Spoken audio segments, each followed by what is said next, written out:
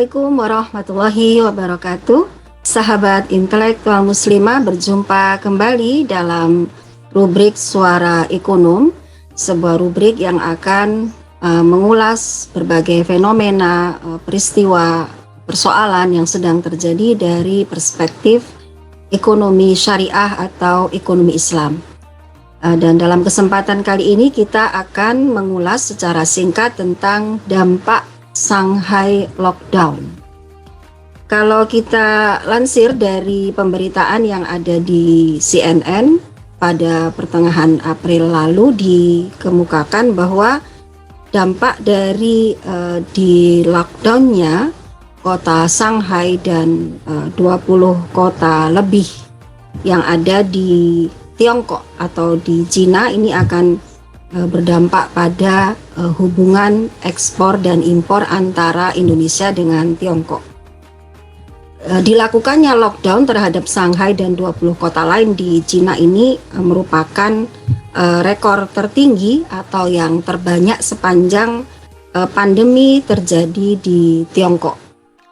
Dan menurut otoritas setempat bahwa kasus COVID yang terbanyak disumbang oleh kota Shanghai yang sampai pada saat pemberitaan ini dilansir masih dilakukan lockdown.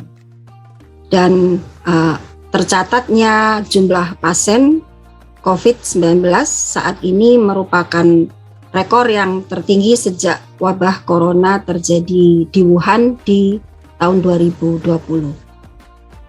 Nah, banyak analisis yang kemudian mengemukakan kekhawatiran bahwa kegiatan perdagangan global antara Indonesia dengan Cina itu akan terancam di tengah penerapan aturan lockdown yang diberlakukan oleh pemerintah Cina.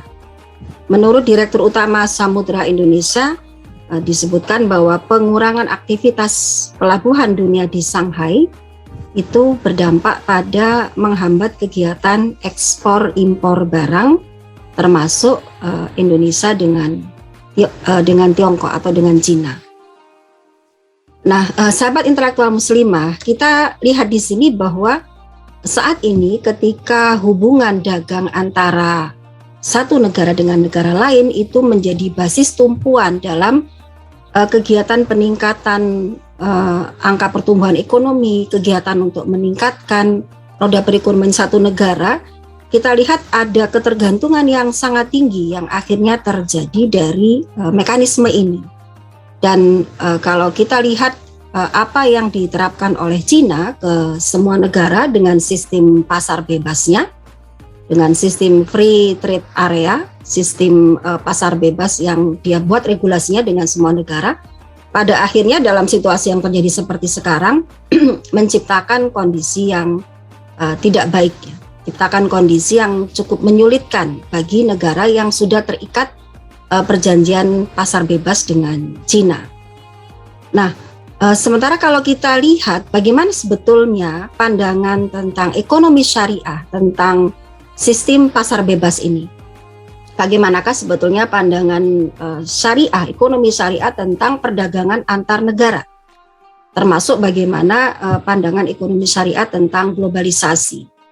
Kalau kita baca dalam beberapa artikel yang mengulas hal ini dari perspektif ekonomi syariah, maka kita akan temui satu kesimpulan bahwa sistem perdagangan bebas yang dijalankan oleh negara-negara yang perekonomiannya maju hari ini terhadap negara-negara berkembang itu pada akhirnya menjadi alat yang dimanfaatkan untuk mengeksploitasi, menghegemoni, menguasai pasar yang sangat besar di negara berkembang.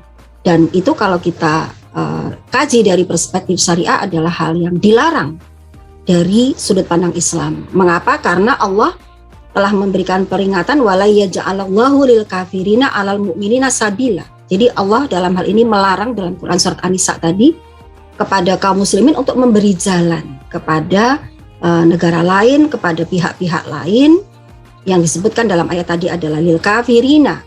Kenapa disebut kafirina? Karena sebuah negara yang tidak menggunakan prinsip syariah itu tidak boleh diberi ruang untuk menguasai kaum muslimin. Termasuk dalam hal ini tentu saja adalah pasar-pasar yang sangat besar yang ada di negeri kaum muslimin. Dan ketika dalam situasi lockdown hari ini, di mana sudah tercipta ketergantungan yang sangat tinggi, dampak dari regulasi pasar bebas tadi, kita lihat ternyata juga tidak menguntungkan, atau dengan kata lain menyulitkan situasi ekonomi Indonesia hari ini yang sebetulnya tidak sedang terkena wabah.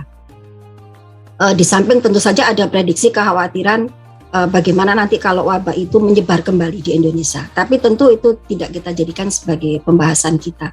Nah, bagaimana sebetulnya pandangan ekonomi syariah tentang pasar luar negeri ini? Kita bisa baca, sahabat intelektual muslimah, dalam salah satu buku yang berjudul Politik Ekonomi Islam yang ditulis oleh Abdurrahman Al-Maliki. Dalam buku tersebut beliau menuturkan bahwa semestinya hubungan dagang antar negara itu yang nantinya dijalankan jika digunakan sistem ekonomi syariah sebagai acuan, maka tidak bertumpu pada peningkatan kekayaan.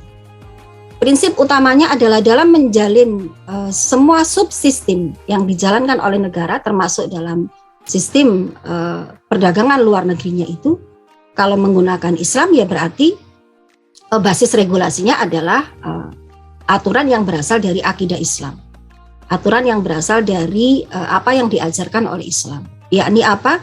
Hubungan luar negeri itu dibangun dalam rangka untuk menyebarkan Islam ke seluruh dunia, dan hal ini telah dilakukan oleh Rasulullah, dilanjutkan oleh para khalifah setelah beliau, sehingga kita pun sebagai umat Islam yang ada di Nusantara juga merasakan dampaknya. Buah dari regulasi hubungan dagang yang dilakukan antara negara Islam dulu, negara khilafah Islam yang pertama dulu dengan berbagai negara itu, filosofinya adalah dalam rangka menyebarkan Islam. Sehingga tidak dilakukan dalam rangka memanipulasi pasar negara lain. Tidak dilakukan dalam rangka untuk menguasai aset dan sumber daya di negara lain. Tapi dengan filosofi menyebarkan risalah Islam tadi, maka hubungan dagang itu dibangun dalam prinsip yang membawa kebaikan bagi semuanya. Sehingga ketika ada pasar di negara lain yang dijalin dengan negara Islam ini, semata-mata tadi dalam rangka membangun kebaikan bagi kedua pihak. Dalam rangka memberikan informasi bagaimanakah gambaran Islam itu, dan itu menyatu dengan relasi dagang yang dilakukan antar masing-masing negara. Dan kalau kita lihat dalam poin selanjutnya, dalam bab pembangunan pasar luar negeri, pertimbangan lainnya adalah dalam rangka untuk menciptakan revolusi industri. Itu kalau dalam dinamika hari ini. Jadi tidak dilakukan dalam rangka karena dibutuhkan barang dari negara itu. Berarti dalam hal ini diajarkan dalam syariah itu kalau satu negara itu menjalankan pembangunan ekonominya, maka tentu harus mandiri, harus berbasis pada kemandirian. Sehingga ketika menjalin hubungan dagang dengan negara luar itu bukan karena memang ada ketergantungan, tapi tadi karena ada kepentingan yang sangat mulia. Kemudian kalau secara teknis tadi ada kepentingan untuk mengembangkan revolusi industri. Kemudian juga ada poin selanjutnya lagi, memang ada kebutuhan untuk menyimpan hard currency-nya, menyimpan mata uang kerasnya, mungkin nanti akan dibutuhkan dalam transaksi selanjutnya. Kemudian juga dalam menjalin relasi dagang itu memperhatikan bagaimanakah sikap negara lain itu terhadap Islam dan kaum muslimin. Kalau ada permusuhan yang ditunjukkan secara nyata semacam bagaimana sikap Israel hari ini, maka tentu tidak akan dibangun hubungan dagang, relasi dagang apapun dengan negara yang semacam ini. Nah, kita lihat di sini sahabat intelektual muslimah bahwa ketika Islam itu digunakan sebagai basis menjalin hubungan dagang dengan negara lain, maka di satu sisi akan membangun kemandirian satu negara, maka dia mau tidak mau berarti harus membuat strategi supaya mandiri dalam memenuhi kebutuhan dalam negerinya. Kemudian di sisi lain yang kedua ada aspek yang sangat mulia, yaitu dalam rangka menyebarkan risalah Islam. Dan tentu saja ini justru akan sangat baik nanti dalam membangun hubungan antar negara ketika mercusuarnya itu dipimpin oleh peradaban Islam, karena berarti masing-masing negara itu secara tidak langsung nanti akan disupport, akan didorong kemandiriannya masing-masing dalam laju peningkatan pertumbuhan ekonomi dari semua negara. Atau dengan kata lain, janganlah menjadikan peningkatan kekayaan itu sebagai basis menjalin hubungan dagang dengan negara luar. Tapi tadi gunakanlah apa yang telah diajarkan oleh Islam, dan dicontohkan dalam penerapannya dalam sistem negara Islam yang telah dibangun oleh Rasulullah, dilanjutkan oleh para khalifah setelah beliau.